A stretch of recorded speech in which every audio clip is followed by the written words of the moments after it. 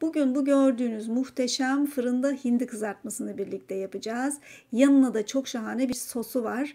Bunu da vereceğim size. Ve ikisi birlikte muhteşem bir yılbaşı hindisi veya böyle bir davet hindisi olarak hazırlayabilirsiniz. Hemen kısa bir malzemelere geçelim. Orta boy hindi gerekiyor ilk önce.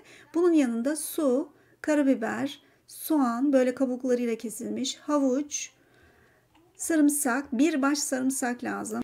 Taze kekik, biberiye ve adaçayı bulabilirsiniz. Yoksa kurusu da olur. Burada kereviz sapı görüyorsunuz. Buzluktan çıkardım ama tazesi tabii daha iyi olur. Biraz tereyağı gerekiyor. Soya sosu, tuz ve şeker. Evet, ilk önce tereyağlı karışımımı hazırlıyorum. Baharatlı tereyağını. Benim taze baharatlarım var. Bunları ilk önce ayıtlıyorum. Ve daha sonra küçük küçük keseceğim. Taze yoksa kuru alabilirsiniz. Tabii ki. Ama daha az kullanmanız gerekiyor. Ve bunları tereyağıma katıyorum. Ve sonra karıştıracağım baharatlarla.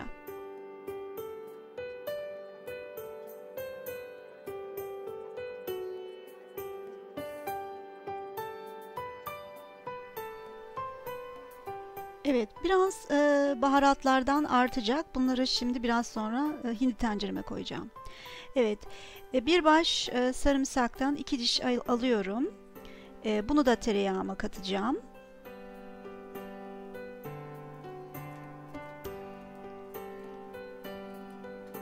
Sarımsakları evet soyduktan sonra bir küçük rende alacağım ve sarımsakları tereyağıma rendeleyeceğim.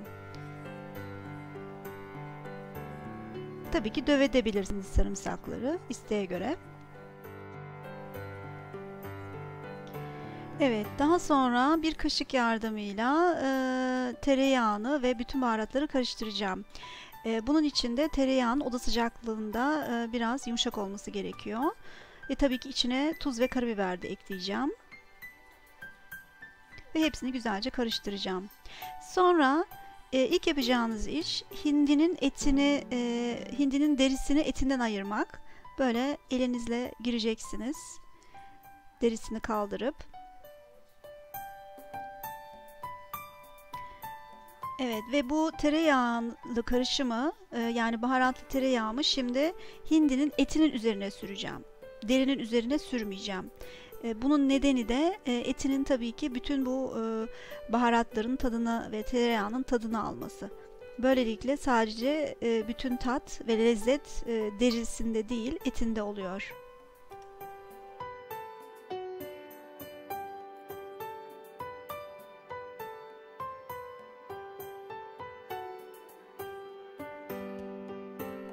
Evet, şimdi diğer tarafta şöyle bir fırın tenceresi alıyorum. Fırın kabı ve ilk önce altına sebzeleri hazırlayacağım. Şimdi kuru soğanın ve havucun kabuklarını soymuyorum. Sadece birkaç parçaya bölüyorum. Ve böyle fırın kabının içine atıyorum veya tencereme. Şimdi hindi tenceresi varsa daha uygun çünkü daha iyi o zaman kalıyor. Evet, böyle soğanların kabuğunu bırakarak sadece 2'ye veya 4'e bölüyorum soğanları.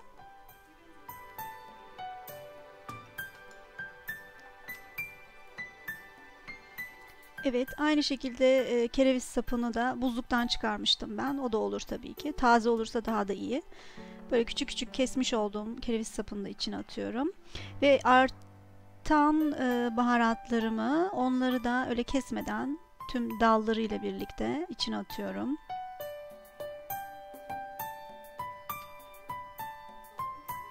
Evet ve bir baş sarımsağım vardı. 2 dişini almıştık. Bu bir baş sarımsağı böyle tüm olarak içine koyacağım. Önemli olan şey üzerinin sadece açık olması. Eğer açık değilse kapalıysa elimizle şöyle bir bastırıyoruz. Veya bir bardak yardımıyla da aç üzerine. Ve bunu da aynı şekilde içine atıyoruz tenceremizin. Evet böyle gözüküyor. Hepsi bittikten sonra. Şimdi de zeytinyağı bolca üzerine gezdiriyoruz. Ve tuz ve şekerimiz vardı. Onu da içine atıyoruz. Evet, biraz da karabiber. Evet, bu kadar. Aynen böyle gözüküyor. Ve şimdi sıra geldi hindiyi içine yerleştirmeye. Evet. Karın bölgesi yukarıya gösterecek şekilde hindimizi içeriye yerleştiriyoruz. Önemli olan burada kanatlarını alta yerleştirmemiz hindinin. Yoksa yanabilirler.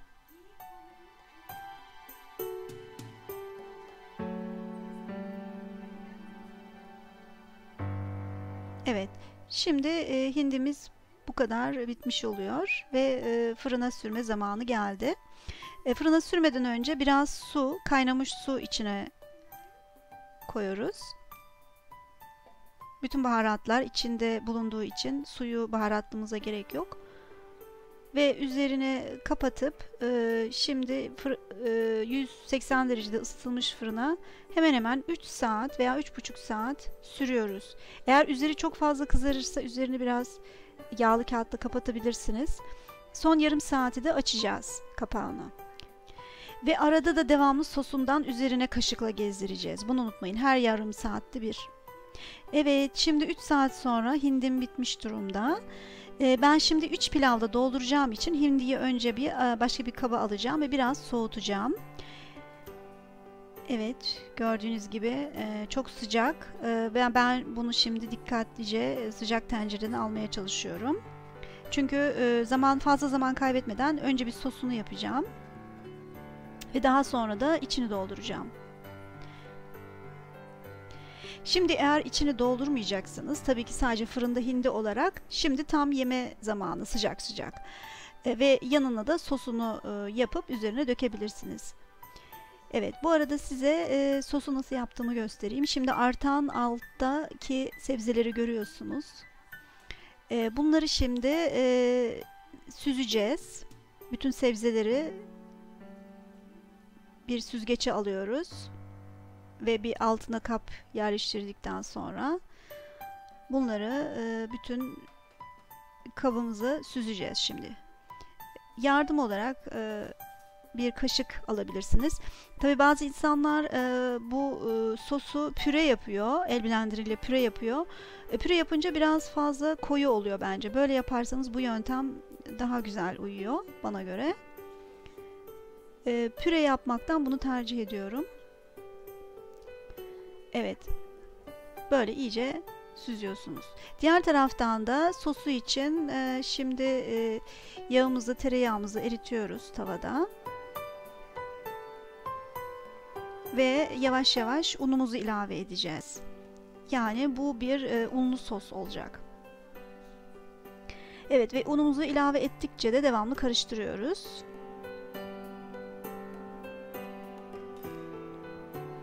Ve devamlı karıştırarak ocağımızın altı açık kavuruyoruz unumuzu. Tereyağını da iyice kavuruyoruz. Ve bu kavurma, yani undan bir koku gelene kadar bu prosedürü devam edeceğiz. Yani undan hafif böyle bir koku gelecek. Güzel kavrulmuş un kokusu. O zaman bitmiştir. Şimdi sosumuzu ekleyebiliriz. Bu esnada ocağımız açık ve biz de devamlı karıştıracağız. Bu esnada çok güzel karıştırmanız gerekiyor. Sosun tutması için. Evet, ve devamlı karıştırıyoruz.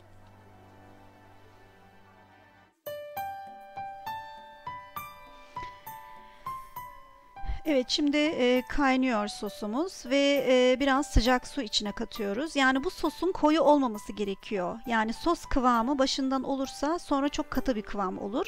Yani başında çok sıvı bir kıvamı olacak ki unlu bir sos olduğu için sonra tam sos kıvamına gelsin. Çünkü biraz piştikten sonra koyulaşacak sosumuz. O yüzden başlangıçta önce bayağı bir sıvı bir kıvamda olması gerek. Ona kadar su ekleyeceğiz. Evet, şimdi bayağı sıvı bir kıvamda böyle kaynatabiliriz. Evet, tadına da bakalım. Tuzu, karabiberi nasıl? Eğer tuzu az ise biraz ekleyebiliriz. Karabiber de ekleyebiliriz. Bu esnada insanlar tabii ki biraz da acı seviyorsa acı katabilir. Birkaç damla sirke ve şeker de fena olmuyor. Onu da katabilirsiniz. Evet, şimdi kaynamaya bırakacağız böyle. Evet, kaynadıktan sonra ocağımızın altını kısıyoruz ve kapağını da kapatıp 10 dakika böyle pişmeye bırakıyoruz ve sosumuz sonra bitmiştir. Evet, diğer tarafta da şimdi hindimizi doldurmaya başlıyoruz. İç pilavımı daha önce yapmıştım. Bu videodan bu iç pilavı videosuna da tıklayabilirsiniz. Nasıl yapıldığını orada anlatıyorum. Ve bir kaşık yardımıyla önce hindimizi dolduruyoruz iç pilavımızla.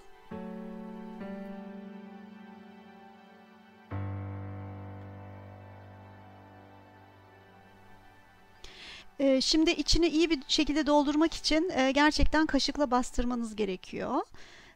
Yani çok böyle bastırmadan yaparsanız içine fazla sığmayabilir.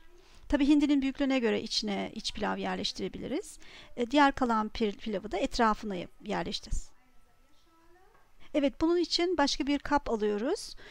Yalnız bu kap benim fırına tekrar sürülebiliyor. Eğer fırında tekrar sürmek için başka bir kabınız yoksa bir fırın tepsisini alın. Şimdi bütün diğer artan pilavı da bu kabın içine alıyoruz.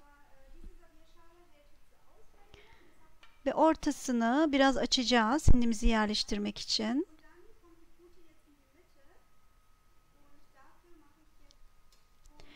Evet, şimdi ortasını açtıktan sonra doldurulmuş hindimizi de ortasına yerleştiriyoruz.